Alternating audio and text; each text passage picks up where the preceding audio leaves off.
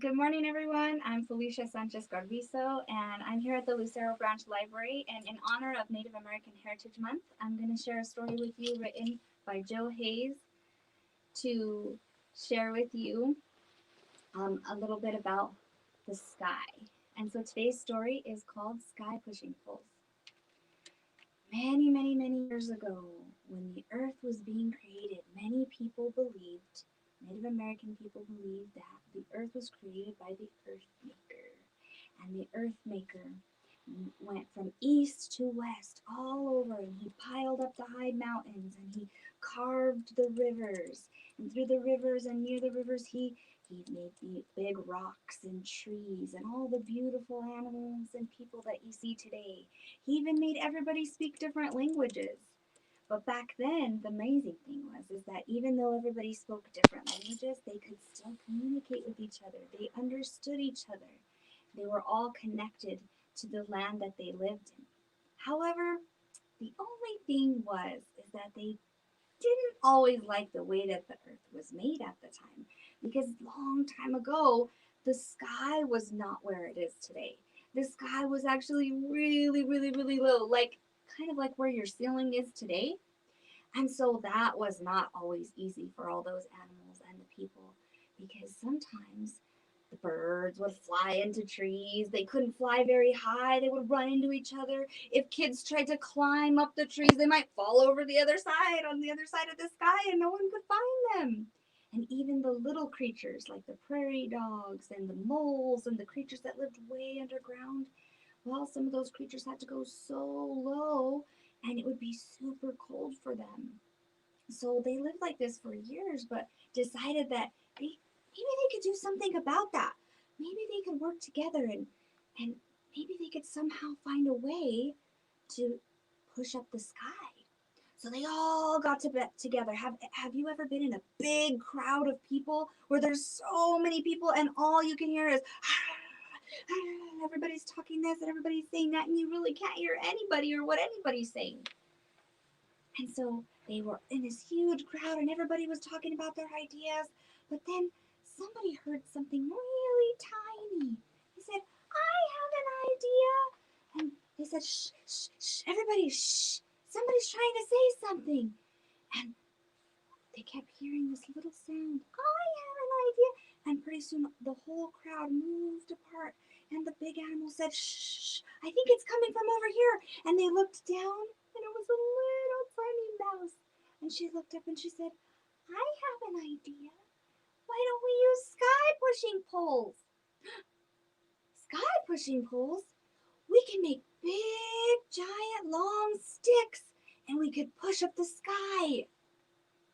Everybody loved that idea. They thought that was a great idea. So they all decided that they would work for a good week, and everybody around would make these long sky pushing poles, right?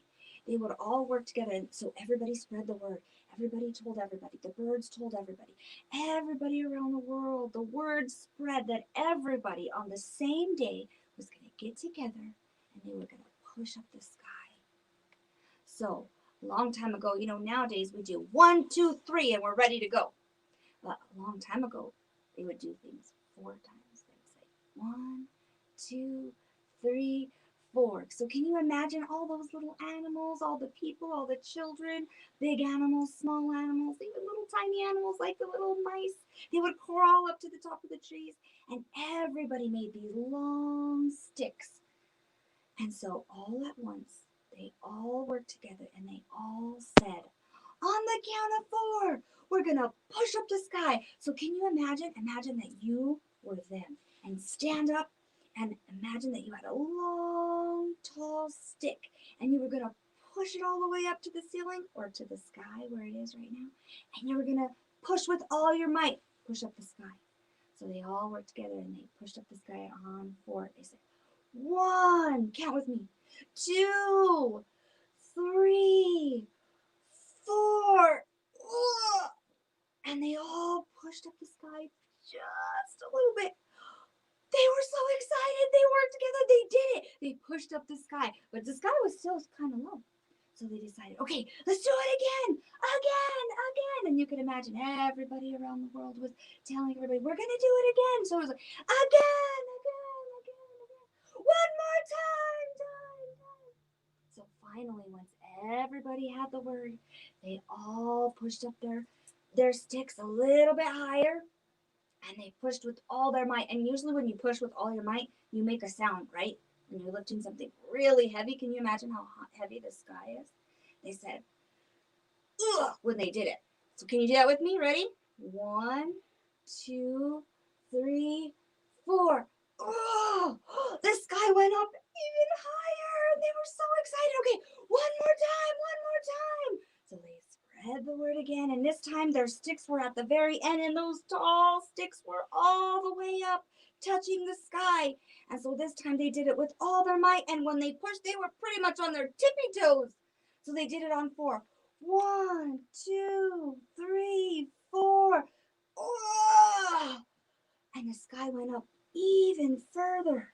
And they were so excited, but they thought, what if we could push it up higher?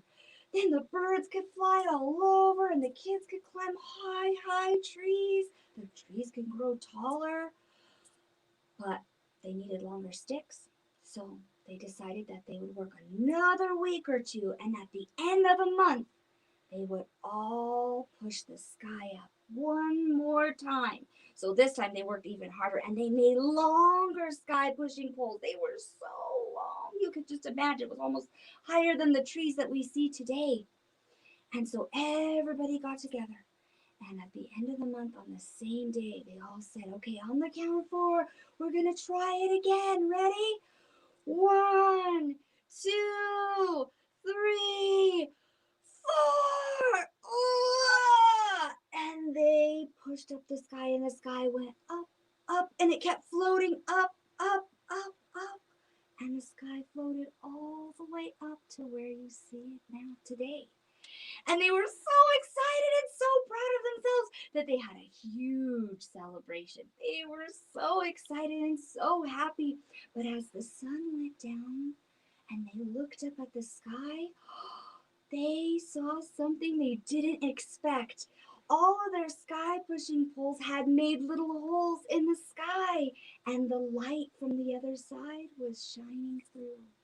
So they laid and they stayed and looked up at the sky, and they counted how many people in the world worked together that day. And so now, on dark, clear nights, as you look up at the sky, maybe you can try to count how many people worked together to push the sky up to where it is today. And that's the story of sky pushing poles. Another fun story that I'd like to share with you is about a smart little turtle who outsmarted a coyote. Now, coyotes are all over this southwest area. I don't know about you, but sometimes you can even catch them way out in the west area of town. Coyotes are fast, but they're not always the smartest. And there was once a little turtle, and he was very curious. His mama would always tell him, you need to stay close by me when we're walking to the river, because they lived in a beautiful part of the river. The river was wonderful. It was cool and wet and perfect for a turtle.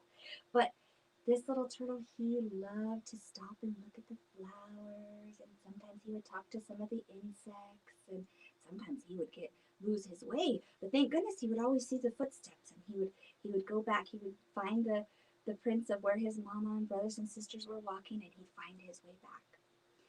His mama always told him that you have to be careful because there's a coyote around here. And if that coyote sees you, he might try to gobble you up.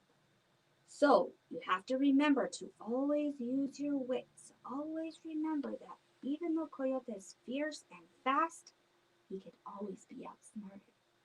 Well, that little turtle never thought he'd have to see that or ever have to worry about coyote. But one day, as they were traveling back to the river, that little turtle saw the most beautiful butterfly he'd ever seen. It was just perched over there on the flower. It was this beautiful yellow butterfly, and he was just drawn to it. As he started staring, he just kept walking closer and closer, and as he got up to the pretty butterfly, he said, "Hello! How are you today?" And the butterfly looked down at him and said, "Well, hello to you. I'm great. How is your day going?" And he just had a wonderful conversation with this beautiful butterfly. And pretty soon she said, "Okay, I better get going. I see some other flowers I need to fly to. So you have a wonderful day." He's like, "Thank you. See you later." But as he turned around, he realized that his mommy and his brothers and sisters were gone. He walked all the way out to the little path and he couldn't tell which way they had gone. Oh, he was so sad. He started to cry. He was so afraid. He was crying and crying and crying. And all of a sudden, there was a big shadow that came around him. And he saw one big paw, another big paw, and then two more around him. And all of a sudden, he heard this big, loud voice. And the voice said, "Hey there, little turtle. I like that song you're singing." The turtle didn't even look up. He said, "I'm not singing, I'm crying. Can't you tell the difference?" And then that voice said, "Hey there, watch who you're talking to." The little turtle realized, oh my goodness, as he looked up, he realized who he was talking to. It was a big coyote. Oh, I'm sorry, said the little turtle. "Anyways, you better watch it around here. You don't talk to a coyote like that. If you don't stop your singing or crying or whatever it is, I'm gonna gobble you up." The little turtle was so afraid, but then he remembered his mommy and how she said that coyote could be outsmarted. And he said, "Oh, well, I hope you don't gobble me up. Have you seen my shell?" He knocked on his shell. "Do you see how hard it is?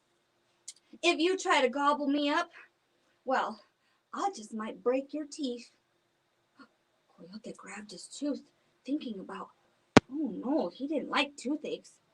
Well, then I'll just punch you and crush you with my paw." "Oh, Coyote, you wouldn't want to do that. No, because my shell is so hard that I might break your paw." Coyote thought about that. He didn't want to break his paw because he needed that to run fast. Well then I would just swallow you whole. I'll just gulp you down." "Well, you could do that, but oh, I really hope you wouldn't, because my shell is so hard that I would just give your tummy a big tummy ache. I would be like a rock inside your belly." Oh, Coyote didn't want to think about tummy aches. He did not like tummy aches. Do you like tummy aches? Nobody likes tummy aches. And then that little turtle had an idea. He said, "Oh, Coyote, whatever you do, just don't throw me into the river.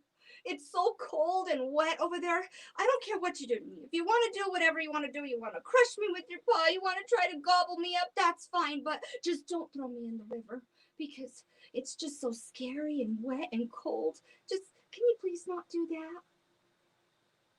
And Coyote got a smile and a little smirk. "Oh, really? You don't like the water, do you? Well, that's just what I'm going to do to you." And Coyote scooped up that little turtle and he ran as fast as he could all the way to the river. And the little turtle was like this. And he got all the way to the river and he went, and he dropped that little turtle in the water. He was laughing so hard and he waited to see where that little turtle was going to go. And the little turtle swam as fast as he could till he reached all the way to the other side of the river, on almost near the shore. And he looked up and he popped his head up and the coyote saw him from over there and he said, "Hey!" And the little turtle looked up at Coyote and he said, "Thank you, Coyote! The river's where I live. You saved me a walk home. Bye-bye!" Coyote couldn't believe it. The little turtle crawled onto the shore and met up with his mommy and his brothers and sisters. And Coyote was so sad he couldn't believe that he was outsmarted by a little turtle. And he couldn't believe it, that he was just so sad and so hurt that he just started howling. And there was this big crow flying over the top of him. And he went, Coyote, I like that song you're singing. Coyote looked up. "I'm not singing, I'm crying. Don't you know the difference?" And who knows, maybe that's why Coyote's still howling today. But that's the story of the smart little turtle and the coyote. Thank you for joining me today. Bye-bye.